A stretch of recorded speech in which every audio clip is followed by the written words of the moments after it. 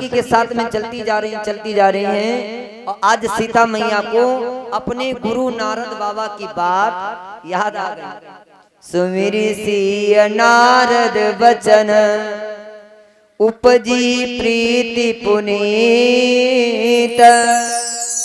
देवऋषि नारद बाबा ने एक दिन जानकी को बताया था कि सीता स्वयंवर के एक दिन पहले फुल बगिया में जिस राजकुमार से तुम्हारी मुलाकात होगी, तुम्हारे दर्शन होंगे, उनको वही तुम्हारे जीवन के कर्णधार होंगे, वही तुम्हारे पति होंगे। तो मैया सीता वही बात सोच रही, क्या सुमिर सिय नारद वचन उपजी प्रीति पुनीत। और कहते हैं चकित बिलोकत सकल दिश जनु शिशु मृगु समीत। कहते हैं जैसे हिरण का बच्चा होता है और अपनी माँ से दूर हो जाता है, शिशु मान होता है बालक बच्चा, कहते हैं जनु शिशु मृगु समीत।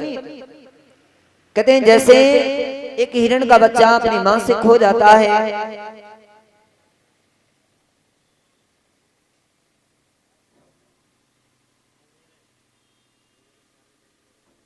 उसी प्रकार से मैया सीता भगवान राम के बगैर व्याकुल है। बोली नारायण भगवान की। अब सीता मैया भगवान को चारों तरफ देख रही कि कहाँ है कहाँ नहीं है। सीता बार बार सखी से पूछती, बहना कहीं तुम मार्ग तो नहीं भटक गई, भूल तो नहीं गई है? बहुत देर हो गई है, बहुत देर हो गई चलते चलते, कहाँ है कहाँ है वो राजकुमार जो तुम बता रही थी कि राजकुमार आए बगिया में? सीता की सखी कहती, बहना आगे तो चलो, कम से कम थोड़ा और आगे चलेगा। आज कहते हैं मैया सीता को लेकर के वो सखी जा रही है। बोली नारायण भगवान की, बोली गोविंद भगवान की। सीता मैया के 3 आभूषण बजे,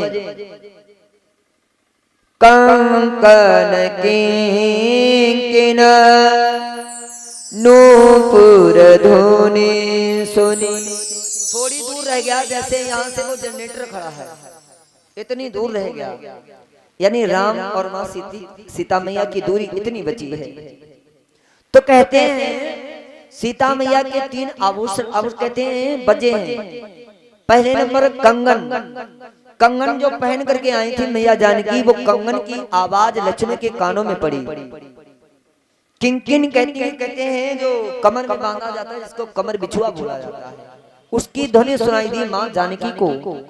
और तीसरे नंबर पे कहते हैं नूपुर, नूपुर माने होता है घुंघरू, घुंघरू, कंगन और कमर बिछुआ, इन 3 कहते हैं, इन 3 श्रृंगारों की आवाज लखन भैया के कानों में पड़ी। लिखा है कहत लखन सन राम हृदय गुण। लखन भैया बोले, प्रभु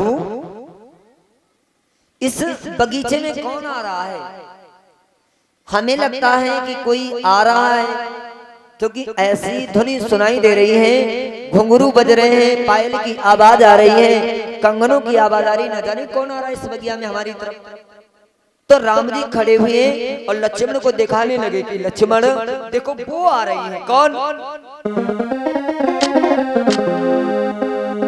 अरे तात जनक तन यहाँ है सोई, तात जनक तन यहाँ है सोई, धनुष जगते ही कारण होई।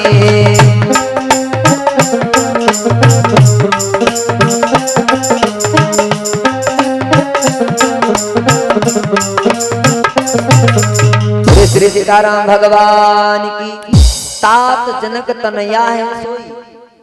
हे लखन, राम जी बताने लगे सीता को देख करके, कहते हैं कि हे लखन, ये तनय महाराज जनक की पुत्री हैं जिनका नाम है सीता, और ये बगिया में आई हैं, धनुष यज्ञ ते ही कारण होई। इन्हीं सीता के मध्य को रखते हुए महाराज जनक ने अपने यहाँ मिथिला में स्वयंवर रचा है। तो लक्ष्मण पूछने लगे, भैया ये इस बगिया में क्या करने आए हैं? तब कहते हैं राम जी, पूजन गौरी अरे सखी ले आए। ये पूजन करने के लिए आई हैं, किसका? गिरजा मैया का। सखी को साथ में लेकर के आई हैं, करत प्रकाश फिरई फुलवाई, और ये इसीलिए फुलवारी को देख रही हैं, इसीलिए ये बगिया में आई। हमारे तुम्हारे लिए थोड़ी आए, तुम कह रहे हो किसके लिए आया? ये आई हैं जैसे आप लोग आए हो भगवान की कथा सुनने के लिए। सुनने तो कथा आए हो, प्रसाद लेने आए हो, कथा को सुनने आए हो। अब चिमटा वाले को थोड़ी देखने आए हो, हाँ पेड़ वाले को थोड़ी। तो वैसा ही राम जी कहते हैं कि हे लखन, जैसे ही कहते हैं सीता मैया गिरजा का पूजन करने आई हैं और अपनी फुलबगिया को देखने आई हैं, हमें तुम्हें देखने के इरादे में नहीं आई हैं। हाँ ये मत सोचना, लेकिन राम जी मन की बात जानते कि आई तो आई किस लिए? आई तो दर्शन करने के लिए आई, क्योंकि भगवान वो ब्रह्म है, अब वो जानते हैं हर चीज। बोले नारायण भगवान की। सीता मैया भगवान के समीप पहुंच गई। राम जी कहते हैं सामने